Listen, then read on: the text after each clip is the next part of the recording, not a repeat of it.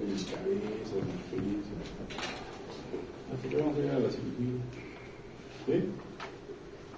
Ya. Entonces, ahí vamos a hacer una pregunta. ¿Qué cree sobre la patología vesicular politiásica? ¿Es más frecuente en varones o mujeres? ¿Qué opinión tiene?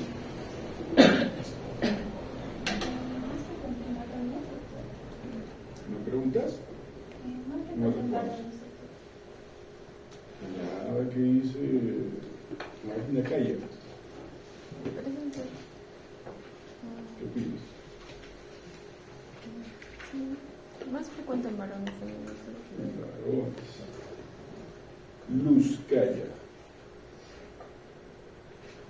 La misma pregunta.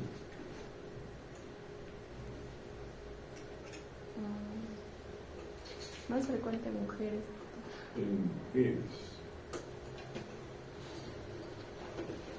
¿Por qué? ¿Has leído así o por eso? ¿Por qué tu respuesta? ¿O has leído así? He leído así. ¿Ah? He leído así. ¿En dónde has leído así?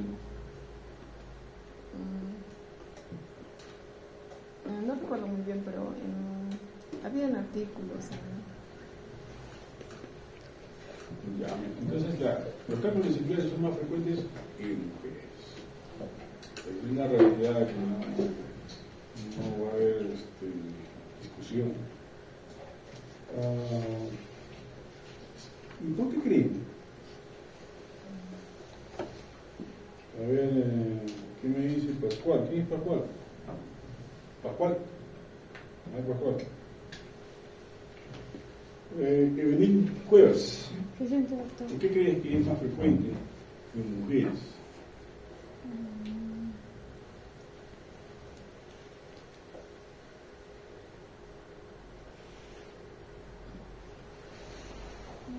¿Que las mujeres coman más rico la comida? ¿Cuál será la causa? ¿Será hormonal?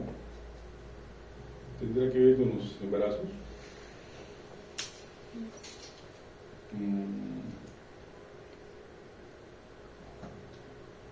Obviamente tiene que haber respuestas, ¿no es cierto? Hay factores. Factores que se relacionan con la patología vesicular.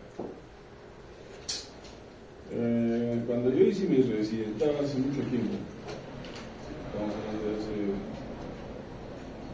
25 años más o menos, mi especialidad de cirugía, veía que la patología vesicular era frecuente en mujeres más o menos de 20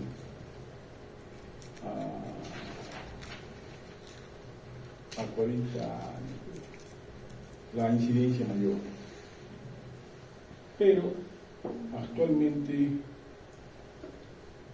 también tengo pacientes que se operan de 13 años, por ejemplo, de edad, ¿no? Que es un extremo. Y no está relacionado obviamente con la gestación, ¿no es cierto? Evidentemente hay un factor que se llama también gestacional. Entre más número de embarazos, más probable que tenga cálculos. ¿Por qué?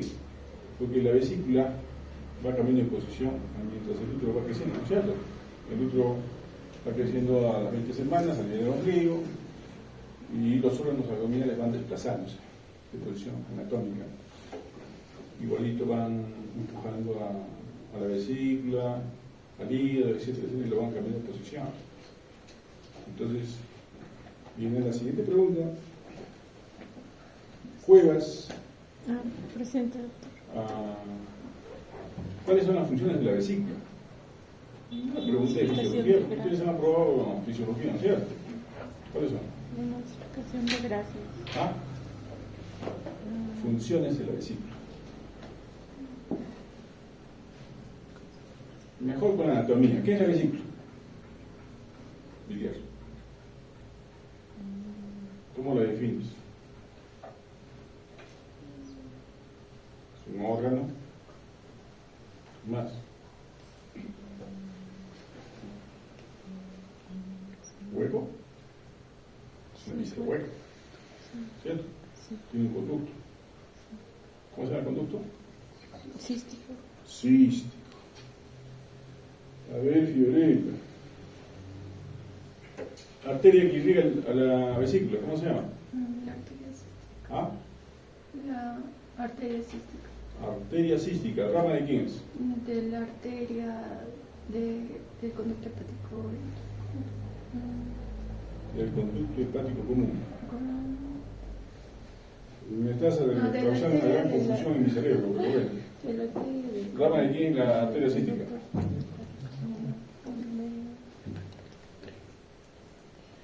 Stalin, ¿qué opina? ¿Qué dice tu libro de anatomía? Anatomía no aprobamos, ¿cierto? Rama de la arteria hepática. De la arteria hepática. de- Axel, Kevin. ¿Cuál es la arteria hepática? ¿Hay? Vidal. ¿Cuál es la arteria hepática? Y la rama de la arteria hepática derecha. Derecha. Cierto, hepática derecha. Habíamos definido algo, la irrigación, el conducto, y histológicamente la vesícula biliar. Madeleine, ¿quién es Madeleine? ¿Qué partes tiene según la histología? Han probado histología también, ¿cierto? Histológicamente haces un corte en la vesícula y ¿qué cosa tiene? ¿Qué partes? En la coloración, en hematoxilina y eosina, en un microscopio, ¿qué ves?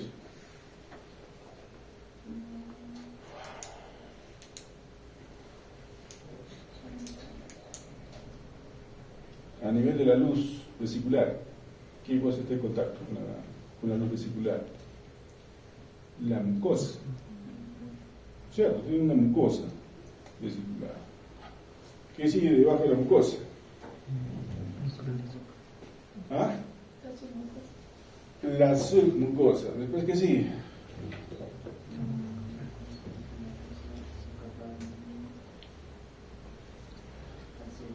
¿Ah? ¿Tiene músculo? ¿Tiene músculo o no tiene músculo? ¿Qué músculo? ¿Qué tipo de músculo? Liso. Fibra muscular lisa. Más allá, luego que sí. La serosa. La serosa peritoneal, que cubre a la vesícula. Hasta ahí hemos definido la histología, la anatomía, más o menos. Ahora falta la fisiología. ¿Cierto? Ever, Freud. Llegamos nuevamente a la siguiente pregunta. ¿La función de la vesícula? Almacén de bilis. Almacenamiento. Está bien. Si ahora no hueco donde la bilis se almacena. Almacenamiento. Roger Everett, no Vanessa. Otra función. La emulsificación de grasa. ¿Esa es función? No es función. ¿Qué hacen las mucosas? Cualquier mucosa. Absorción. La absorción es otra función. Amparo, otra función.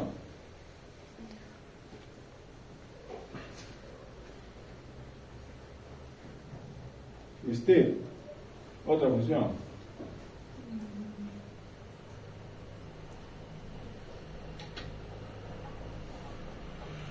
Secreción. Se absorbe, secreta también la mucosa. Hay secreción. Yulmer, otra función. Bactericida. No, la vesícula no es bactericida. Si tiene músculo, ¿qué hace el músculo? Se contrae, contracción. Otra función. David, Pisa, ¿quién es?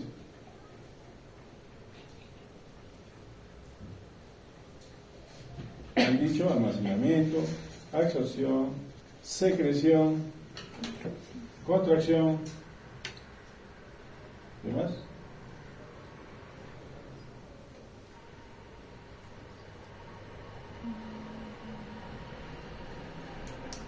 Bueno, somos 4. Entonces, estamos en la parte fisiológica. Entonces, evidentemente, hay otros factores. ¿El ayuno favorece la formación de cálculos? ¿Sí o no? Sí, Sí, favorece. ¿Por qué? Porque la vesícula no se contrae, ¿no es cierto? Se queda con la bilis, llena de bilis, y se produce lo que mencionaban hace un rato, ¿no?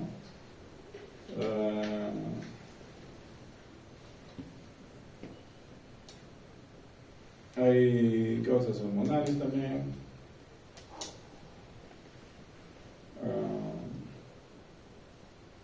Hay situaciones también, complicaciones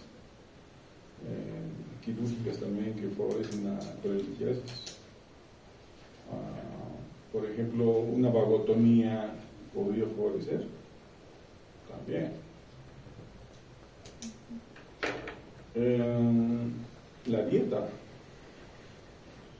también.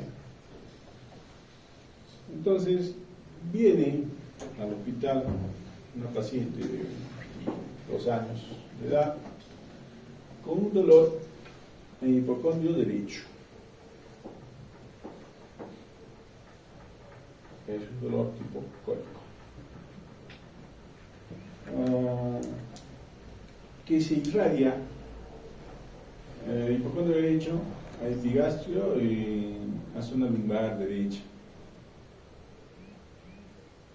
Al examen clínico, bueno, en la historia clínica, mejor dicho, tiene el antecedente de haber tenido cólicos repetidos en varias oportunidades que han cedido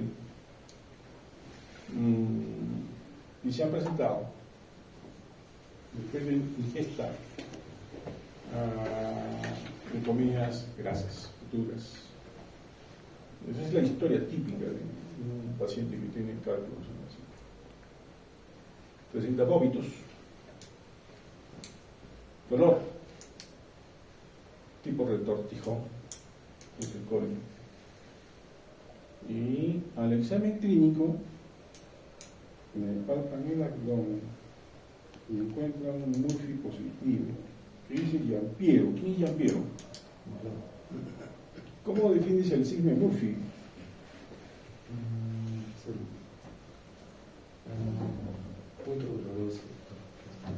¿Dónde? En una línea que va de dónde a dónde. Una línea imaginaria que va de la línea medio clavicular derecha y se cruza con otro punto anatómico importante. El borde costal derecho. En ese cruce está el punto de Murphy. Por el signo de Murphy es en el mismo punto donde al paciente obviamente está echado de cúbito dorsal con el abdomen descubierto y ustedes le palpan la zona antehoraria primero hasta llegar a la zona que nosotros podemos palpar, ¿no? Así debe ser el examen. Y le invitamos al paciente que tome aire.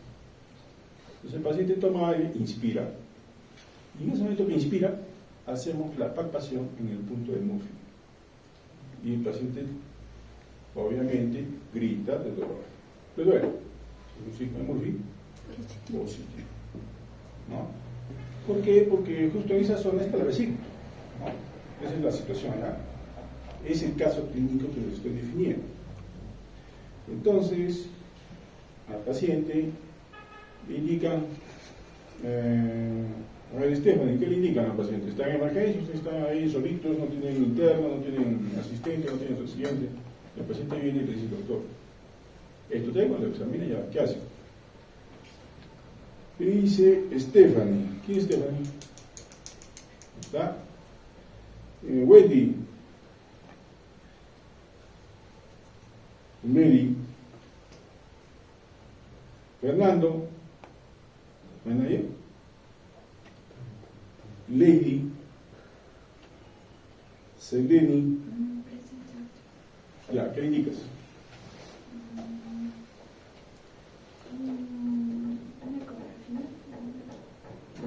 con dolor. ¿Cierto? ¿Está con dolor? No, no dice que está con dolor, ¿no? Sí. O sea, ¿qué le indicas? Primero le tienes que calmar el dolor. Si no, el paciente sí va a seguir doblándose. ¿Cierto? Le puedes pedir una ecografía, pero la ecografía no te la van a hacer al toque, va a ser con dolor. Primero tienes que tener una analgesia. ¿Cierto? ¿Qué analgesia? Un antiespasmódico. Pues espasmolítico. ¿Por qué? Porque es una víscera hueca, fibra muscular lisa y tienes que darle un antiespasmódico. Por ejemplo, iosina. ¿Cierto? Y si sigue el dolor, vas subiendo la escalera del dolor como que si fuera una escalera, ¿no es cierto? Empiezas por los analgésicos menos potentes y terminas con los más potentes, ¿no? Obviamente, generalmente la mayor parte de cuadros ceden con iosina. Muy raro que se vayan a tramadol, muy raro, pero algunos son exagerados y indican tramadol, lo cual no me parece. Todo tiene que tener una escalera. Ya, de acá más el dolor con antiespasmódicos, tipo iosina. Y Herbert, ¿dónde está Herbert? ¿Dónde está? ¿Qué más haces con el paciente?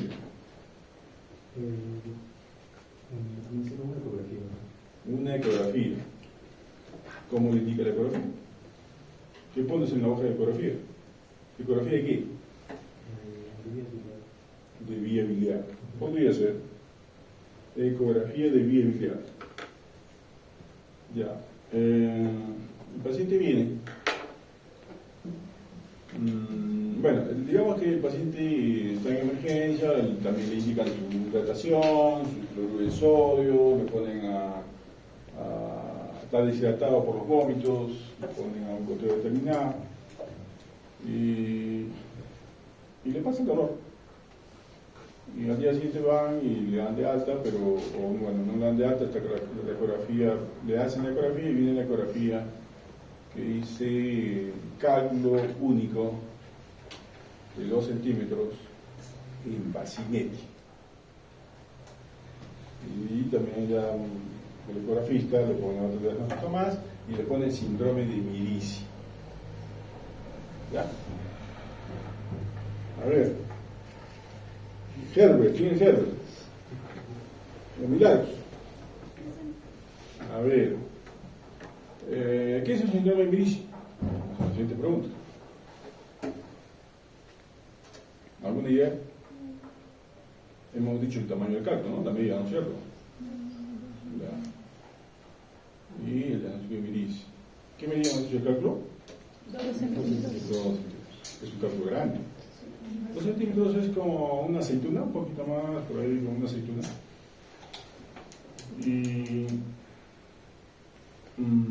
el bacinete es, bueno, ¿qué partes tiene la vesícula según su anatomía? ¿Se acuerdan que tiene un fondo vesicular, un cuerpo, un bacinete, un cuello y desemboca en un cístico? Y en el cístico hay una parte de Heister que son como valvulitas que no dejan pasar piedras, ¿no? Eso no se acuerdan en la anatomía. Entonces, como es un cálculo de 2 centímetros, no va a pasar el cístico, ¿cierto? Pero si fuera un microcálculo pequeño, podría pasar el cístico y llegar al colédoco, y del colédoco obstruir el Wilson y producir una pancreatitis, que generalmente, entonces estamos en 2 conceptos. Pancreatitis, que se relaciona con microlitiasis, y cálculos grandes, que no se relaciona con pancreatitis, pero se relaciona con colecitis aguda. Cuando un dolor abdominal, ese paciente que estamos mencionando, le hicieron la ecografía, lo vuelven a examinar y sigue el dolor. Le piden un hemograma y en el hemograma viene leucocitosis. Vienen unos leucocitos, más o menos 18.000 leucocitos, y lo cual llama la atención, ¿no es cierto? Hasta ahí ya llama la atención.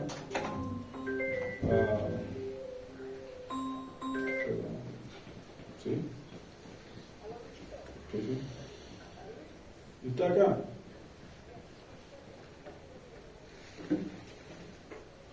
Ya no,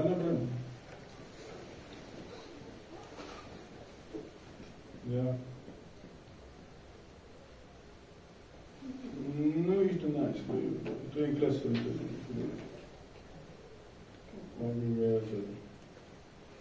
¿En qué estábamos? En el expositorio, ¿no? Me he olvidado de un dato más. Les dije el tamaño de la vesícula, 2 centímetros el cálculo, ¿no?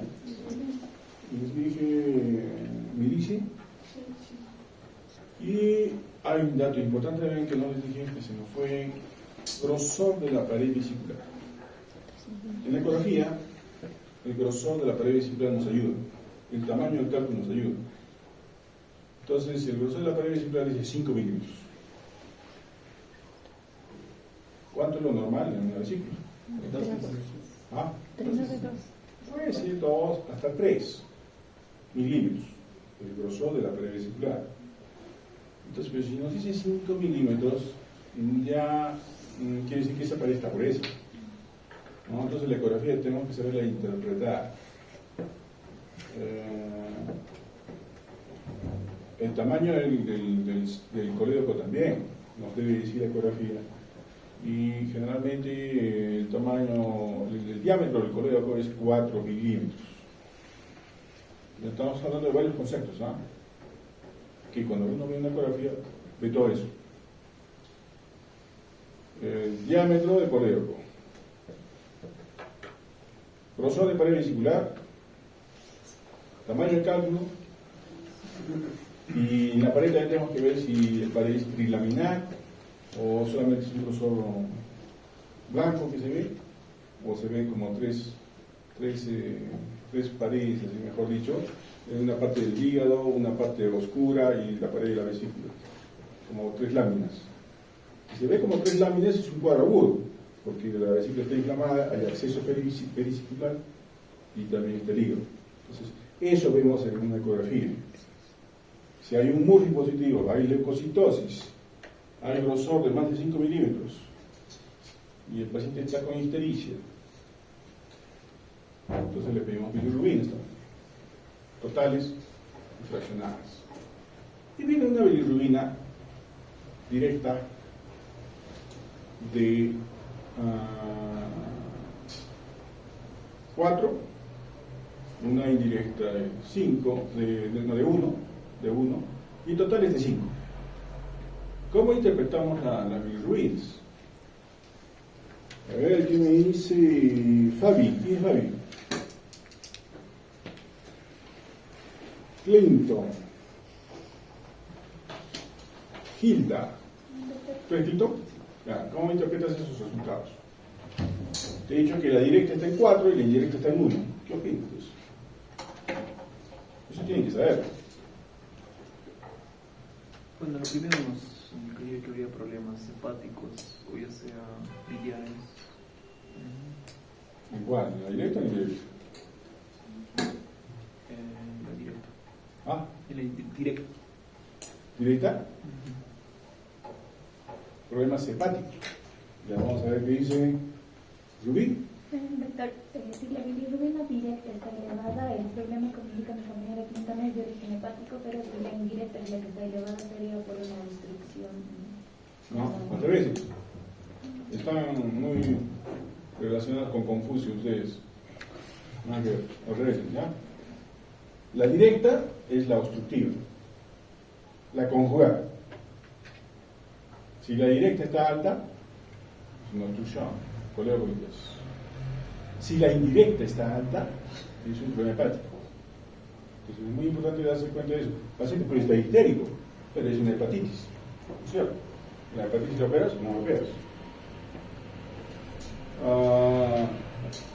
Pero como en el ejemplo mencionado, tenemos que saber interpretar eso. El examen de laboratorio. Hasta ahí llegamos al diagnóstico que es una policitis aguda. La ecografía nos dice que es 4 milímetros del colédoco, entonces probablemente no hay coledocolitis, no solamente colitis aguda, litiásica. O sea, hasta ahí llegamos. Hay un aplicativo en internet que sería bueno que se lo bajen en su celular. Está en inglés, otros también creo que están en castellano, pero generalmente la de inglés es la última. Las guías de Tokio. Entonces bájenlo y cuando voten por el servicio, tengan tiempo, vayan relacionándose con este aplicativo. Entonces de esa manera se van acordando, ven un paciente de emergencia y tratan de marcarlo en el aplicativo, ¿me entienden? Entonces, evidentemente, ya estamos hablando de una colitis aguda litiásica. El tratamiento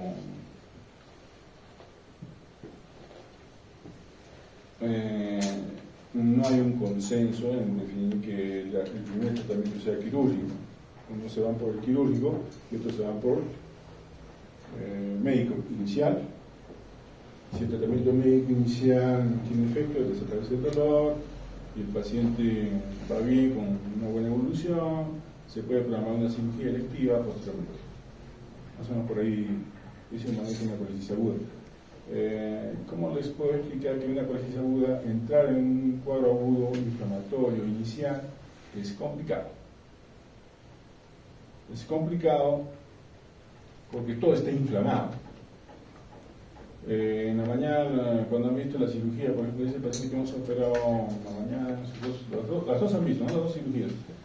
Ambas cirugías entraron por consultorio, son pacientes que no han venido con dolor, son pacientes que han venido ya evidentemente con sus cálculos vesiculares, que han tenido cuadros episódicos de cólicos vesiculares, pero no han venido con dolor, no han venido con leucocitosis, ¿se dan cuenta? O sea, tienen cálculos, pero no están con un cuadro agudo. Entonces, la anatomía quirúrgica es diferente en un cuadro agudo y en un cuadro que no es agudo, son totalmente diferentes. Entonces, hay unos criterios que es tarea para que estudien lo que pasa, porque es importante que se llaman criterios de seguridad de Strasberg. Criterios de seguridad de Strasberg. Entonces, eso está en internet, ese archivo, buscan nomás así con ese nombre, y va a bajar el archivo en inglés para los que les guste el inglés y en castellano para los que les guste el castellano. No hay ningún problema, la cosa es que lo entiendan, ¿no? Entonces, cuando nosotros operamos vesículas, siempre vemos los criterios de seguridad de Strasberg. Uno de los criterios, por ejemplo, es reconocer la línea de Rubier. Entonces, ya estamos hablando de anatomía, ¿cierto? Ustedes han estudiado el libro de Rubier, supongo, anatomía, que es un texto muy bueno. Pero en el hígado también hay una línea que se llama línea de Rubier. Una línea transversa, en el segmento 5, y todo lo que está por encima de la línea transversa es seguro. Lo que está por debajo de la línea transversa es peligroso, danger. ¿Ya? Entonces nosotros nos metemos a disecar la vesícula por encima de la línea de Rubier.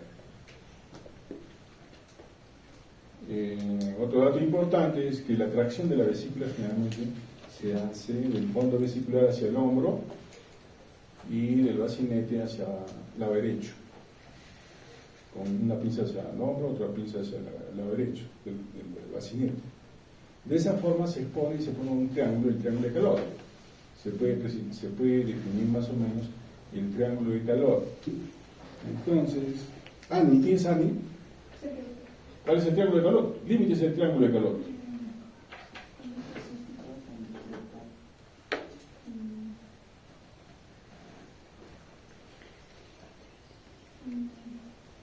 ¿Y qué pasa en el centro del triángulo de calor? Judith. La arteria cística. Entonces tratamos de ver eso. Disecamos el triángulo de calor. Lo disecamos y los que han visto la cirugía se dan cuenta que identificamos bien el cístico, identificamos bien la arteria cística y obviamente el borde hepático, ¿no? Casi no tratamos de ver el coreo por la vía o el conducto hepático común. No tratamos de ver porque eso está en la zona de peligro. ¿Cómo les explico? Cuando hay una lesión de vía biliar, la lesión de vía biliar se da más o menos en 0.5%. O sea, si operamos 200 pacientes, uno tiene lesión de vía biliar. ¿Se dan cuenta? Esa es la incidencia. Ahora, cuando hay lesión de vía biliar, hay tipos de lesión de vía biliar. Pero cuando se hace una lesión de vía biliar es como que una patología benigna, de pronto la transformas en una patología maligna. O sea, la transformas porque el paciente lo complicas de por vida. Entonces, cuando uno entra a operar una vesícula, tiene que definir bien lo que les estoy mencionando, ¿no? Está bien seguro de lo que estoy mencionando, ¿no? O sea, para poner el clip en cístico, para poner el clip en la arteria cística, y así hacer la disección de la vesícula, ¿cierto?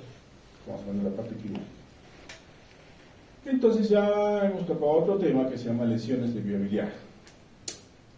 Lesiones de vía biliar que sí se dan en los mejores hospitales del mundo, porque en cirugía, la primera lesión de vía biliar fue un príncipe inglés.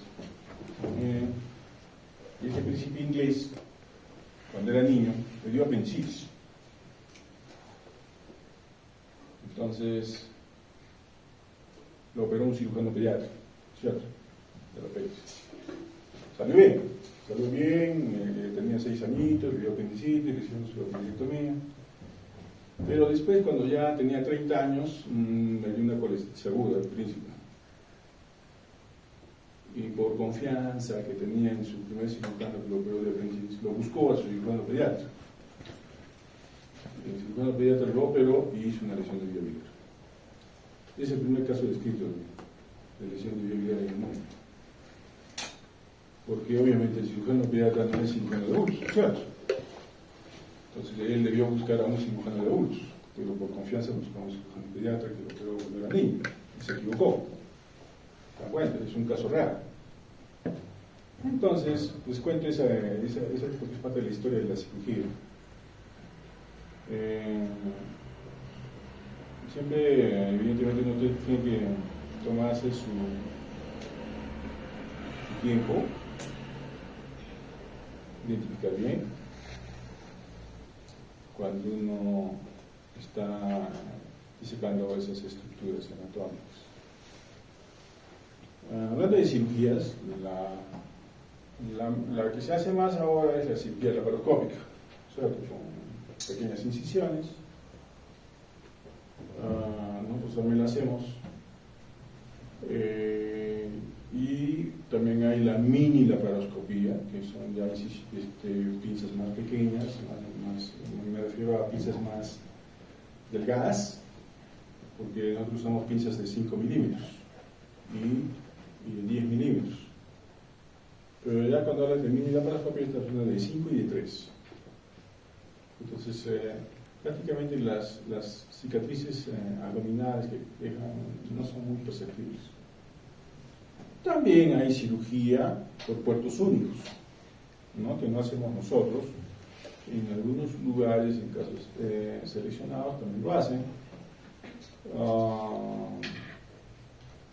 Por ejemplo, Argentina, por la boca se introduce, por ejemplo, los instrumentos que son flexibles, y a través del estómago transgástrico se llega a la vesícula y se saca la vesícula y no queda ninguna cicatriz. Con eso. Pero nosotros no lo hacemos porque no tenemos muy caros instrumentales. Otros por la vagina también lo hacen. Y cirugía por orificios naturales, que evidentemente es otro tipo de cirugía, ¿no? ¿Por qué? Porque se dan cuenta que en otros lugares, de acuerdo a la situación económica y la situación del trabajo de cada uno, ya se busca mucho la estética. Bueno, eso para que tengan una idea, ¿no? Cirugía robótica en vesícula, no, yo sé cuándo se está haciendo. Una por el costo de la robótica. Pero también, bueno, que lo sepan, ¿no? Que existe cirugía robótica, ¿no es cierto? O sea, también existe, como en nuestro país no hay cirugía robótica. Pero en Brasil, por ejemplo, tienen 30 robots, de hace más o menos más de 10 años. Entonces, los países que nos rodean también, excepto Bolivia. Ecuador tiene 4 robots, Chile también tiene robots, Argentina también, etcétera, etcétera. Venezuela también. Entonces, para que más o menos se ubique dónde están, o sea, hay que ubicarse, ¿no es cierto? Primero tienen que tomarse una cápsula de ubicaína. Están bien ubicados, es otra cosa, ¿no es cierto? Bueno, hablando de cirugía.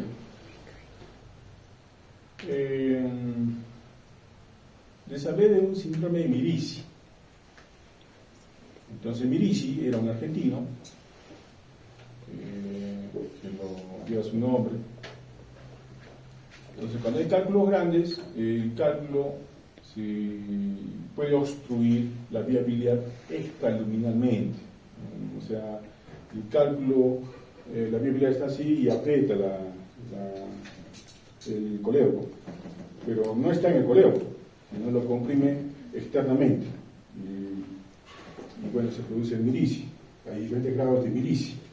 Va pasando el tiempo, el cálculo, si es un cuadro agudo, puede ir necrosando, comprometiendo la zona de confluencia del cístico con el colédoco, que es como una Y, la va horadando, la palabra, se va tratando de introducir al colédoco, su cálculo grande, y se va produciendo la ictericia, ¿no? Entonces estamos hablando de miricis de varios grados.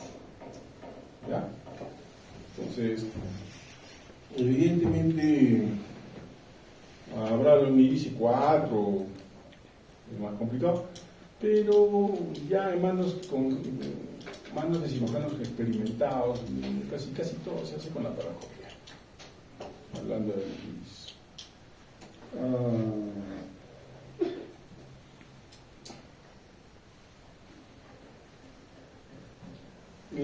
El examen que nos ayuda más es la ecografía. Es el examen más barato que hay y nos ayuda mucho. Cuando ya hay compromiso de vía biliar, evidentemente nos ayuda bastante el bioquímico. Hay marcadores bioquímicos que nos pueden ayudar para saber si es una coledocolitiasis o no. Uno son las bilirrubinas totales y funcionales. Otro es la gamma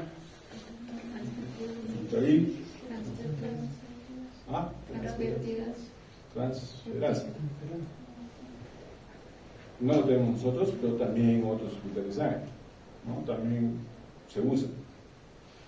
Las transaminasas también nos pueden ayudar, las fosfatasas también, pero los que les he mencionado son los que más nos ayudan. Se puede hacer, ya bueno, en la otra clase vamos a hablar un poco de vía biliar ya de colédoco, ahora solamente de vesícula. Existe variantes anatómicas de la vesícula.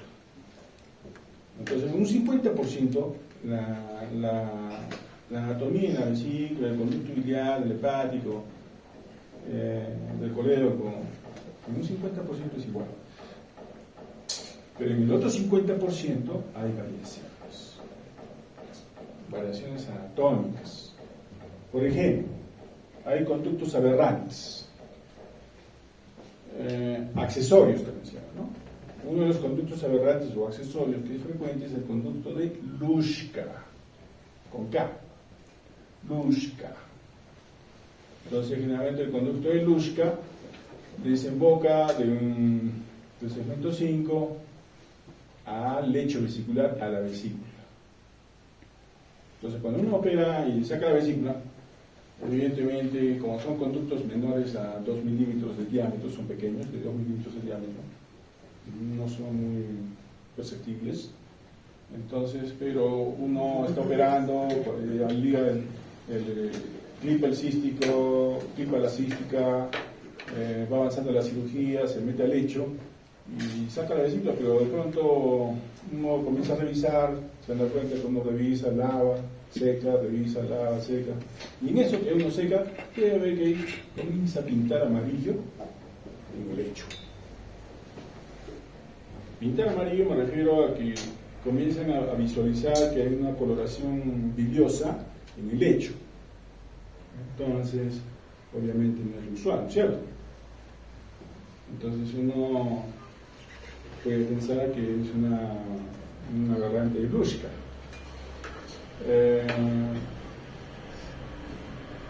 Que también la incidencia es variable. Si revisan la literatura en las revistas, en internet, conductos aberrantes de Luschka van a encontrar estudios, pero es el intervalo de incidencia es muy amplio, no saben desde 3% hasta 20, 25%.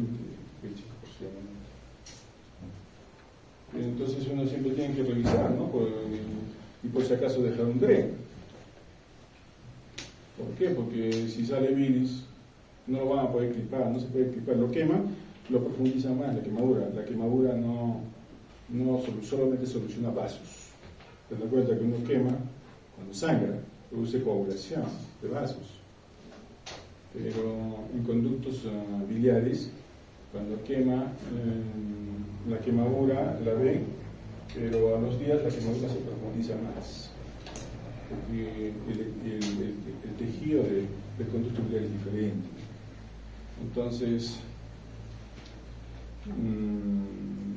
a veces la mejor conducta es dejar un DRE para que por ahí salga la bilis y no se forme un bilioma, porque la bilis se junta ahí y se forma un bilioma, y eso es otra cirugía, ¿no?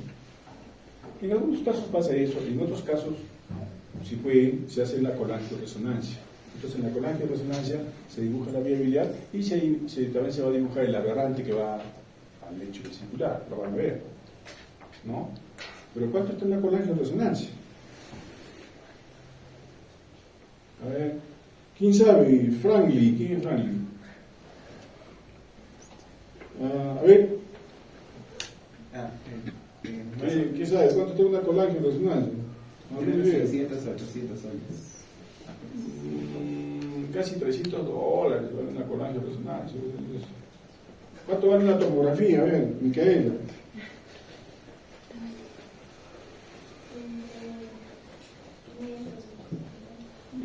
Puede ser, sí, puede ser 500, 600, 300, hay una variabilidad de costos en estos estudios, pero claro, la colangioresonancia resulta un estudio muy caro, pero muy bueno para viabilidad, ¿no? Entonces, nuestro hospital no tiene, ni siquiera tampoco el seguro lo tiene colangioresonancia. Finalmente, acá en la región no es así. En Arequipa me parece que también es la misma historia, solo hay tomografías. Y ya hacen convenios con entidades privadas y hacen esto, ¿no? Con los pacientes lo hacen también por su cuenta, ¿no? Y a veces es bueno también hacer una cepa. A ver, Alejandra. ¿Quién es Alejandra? Magali. ¿Qué es una cepa?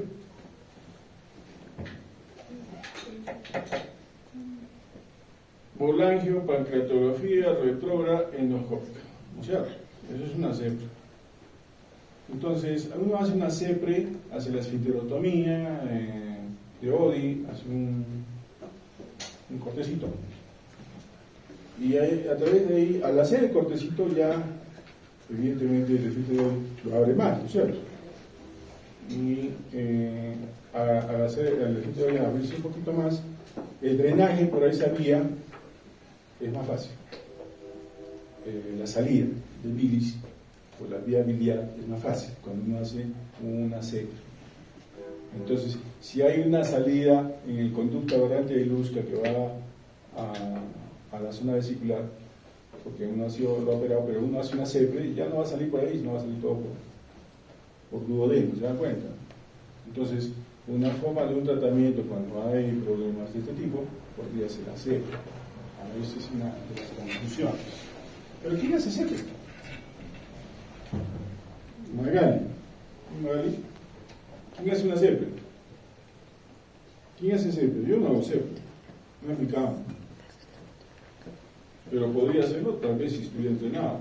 En Chile los cirujanos hacen CEPE, hacen endoscopías, hacen cirugías endoscópicas de estómago, bariátricas.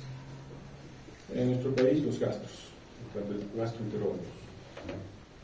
Entonces acá no es lo usual. Entonces estamos en las variaciones anatómicas que existen, que uno tiene que conocerlas. Existe, evidentemente, actualmente existe coloraciones especiales que uno puede usar previos a la cirugía. Y estas coloraciones, por ejemplo, es la verde indocianina. Entonces la verde indocianina, ustedes buscan en internet también, hay archivos, están obligados a buscarlo. Y el paciente se le inyecta 2 horas antes de la cirugía verde indocianina venosa, y cuando uno ya está operando 2 horas después, evidentemente hacen una especie de contraste con los equipos de la laparoscopía, y el conducto biliar y todos los conductos biliares se pintan de verde.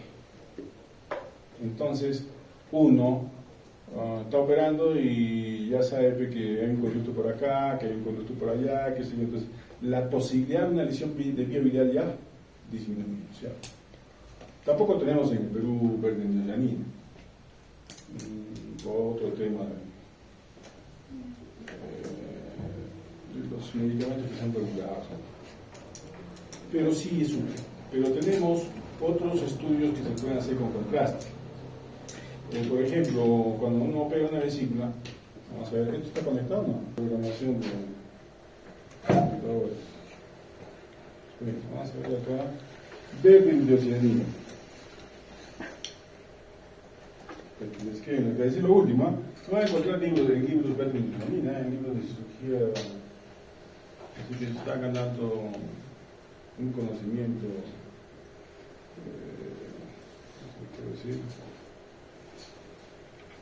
especial.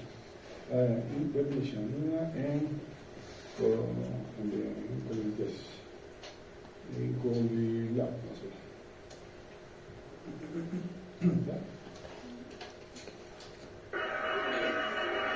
Buenas tardes a todos ustedes. Estamos en una breve clip solamente para mostrar el filtro de verde indocianina durante una colestectomía laparoscópica.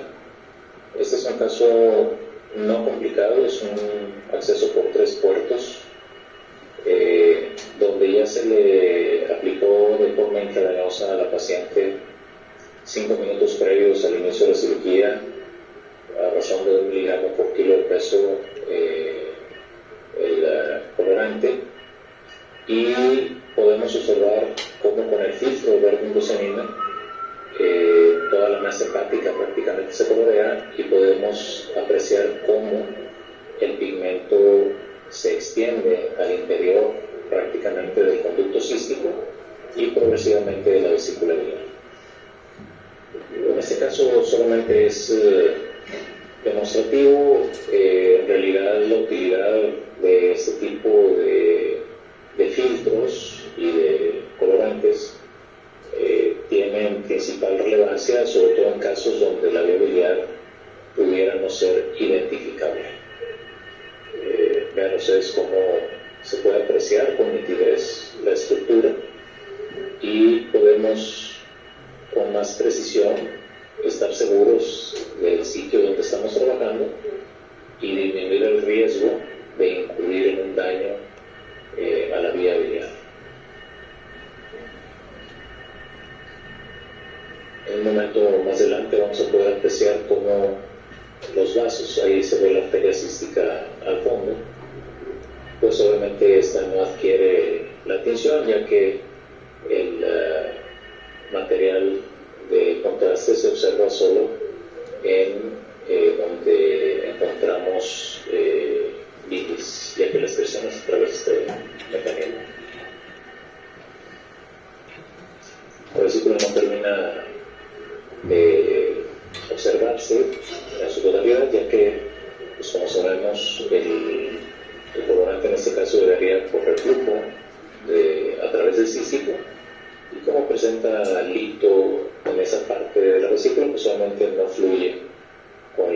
velocidad o la facilidad que quisiéramos.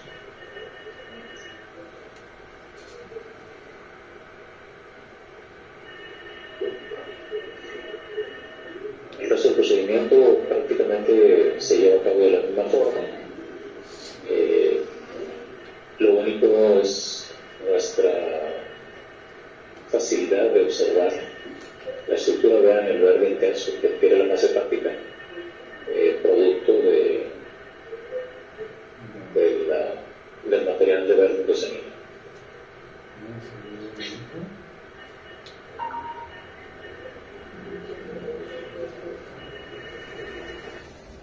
Generalmente en la mayor parte de los hospitales lo que se hace es una colange. Radiografía y correo.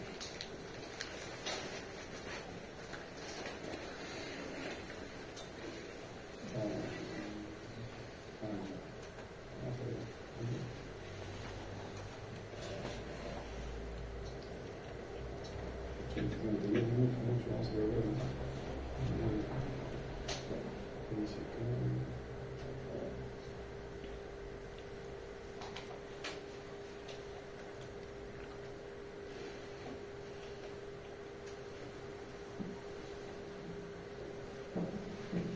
Bueno, fíjate, vamos a hacer una colangio transoperatoria y generalmente yo uso generalmente yo trabajo con 3, transumbilical y 2 de 5 o 2 de 3, ¿no? Vamos a hacer la revisión de la... ¿De qué? Ok, la otra ventaja de la gasa es que esta bilis me va a caer en la gasita atrás, por favor, y entonces la absorbe, ¿no? Hay un cortecito, se ha ¿Y el otro? Ok. va a introducir una cámara. ¿Qué número de saludos pasaron, por favor? ¿Esto qué? Póngalo un poquito, por favor. Sacando la introducción del contraste. Sacando la radiografía. Hay que jugarlo siempre para que no queden. Ok, perfecto. Acércate, ¿no? Este es 8, ahora una 5. La 8 es muy grande para el Se cístico. puede que esto es el cístico, ¿no? Hay que ponerlo.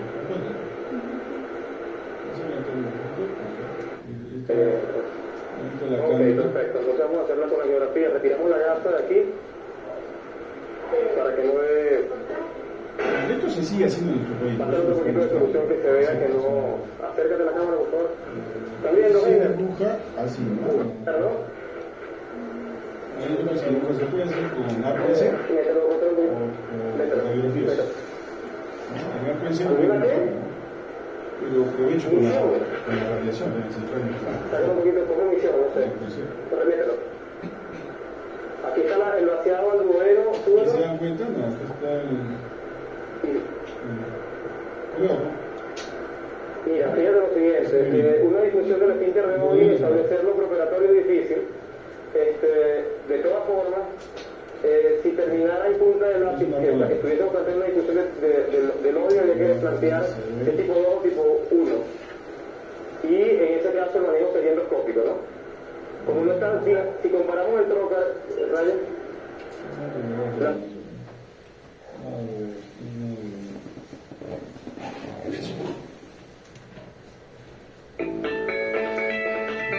Buenas tardes, soy el doctor John Carrasco, cirujano general, cirujano laparoscopista avanzada y cirujano bariatra. En esta oportunidad tenemos una paciente joven que tiene el ombligo, debajo del esternón, allí en el abdomen en los puntos laterales. Normalmente son 4, con los cuales la recuperación es muy buena. Pero queremos recalcar que como en este paciente es joven, mujer, quiere lucir aún con esos pequeños cortes, pero que estos no se vean. Hemos desarrollado una técnica interesante que es una variante a la técnica tradicional.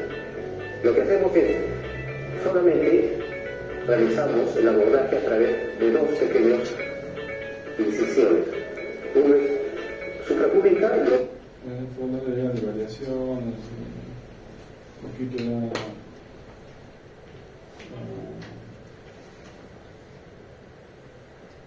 ¿Qué diríamos para la especialidad? No. por los fines de la... Bueno, he tratado de más o menos... El paciente fue preparado previamente y el cirujano se encuentra listo para... Lo más frecuente en nuestro hospital, lo que más se hace, lo que más se usa. No he tocado la parte técnica, porque la parte técnica ya corresponde más a lo que es en la especialidad, ¿no? De cirugía de posgrado. Lo que es más importante para ustedes. Ahora, de esquemas antibióticos, el tratamiento de colitis aguda, generalmente puede ser por la proteína de tercera generación, puede ser para los que son alérgicos a beta-lactámicos, quinolonas, porque generalmente si hacen cultivos de vesícula van a encontrar que más frecuente es el E. coli, gran negativo. Incluso en litiasis vesicular que no está en cuadro agudo, puede haber también E. coli. Entonces, a veces la monoterapia que se mencionó puede ser suficiente. Diabéticos ya hablamos ya de la cosa ya diferente, ¿no? Porque el diabético tiene algo particular que sus defensas no están bien y puede hacer incluso por anaerobios tipo Clostridium, colestitis aguda.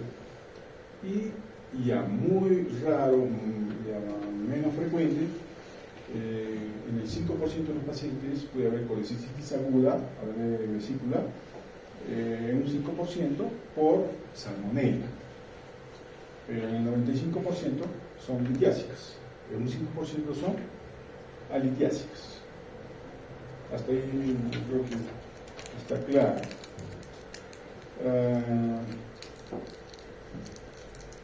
¿Alguna pregunta? En relación a lo que es vesícula, patología vesicular, que es más frecuente. No he tocado cáncer de vesícula, que también en nuestro medio es frecuente, solamente los cálculos, la patología benigna. Sin embargo, también cabe mencionar que es frecuente y actualmente se está haciendo también en el hospital regional, se está haciendo un estudio, como en otros hospitales del sur,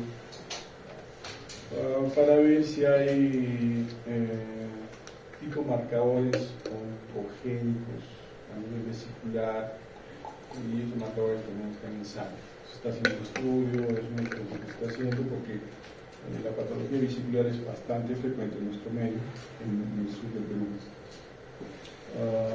También en otros países vecinos, como Chile, también es frecuente. Por eso que en Chile hubo una política de salud donde ellos dijeron que, y lo hacen, que todas las personas que tienen cálculos vesiculares se operan, o sea, como parte de la política. Entonces hacen una ecografía, tienen cálculos, tienen que operarse. ¿Entienden? En nuestro país esa política de que todos los pacientes tienen cálculos y se operan no es parte de la política. Pero eso lo han hecho como una prevención del cáncer de vesícula. Entonces, nosotros entramos a la intervención quirúrgica solamente aquellos pacientes que son sintomáticos. Ya vienen con cólicos, o vienen con colitis aguda, se enfrían los cuadros, o se operan. Entonces, esa más o menos es la conducta, y la otra que tienen que, ya que conocer un poco para manejar los criterios de otros lugares, las guías de Tokio, que les he mencionado, los criterios de Strasbourg, que es importante.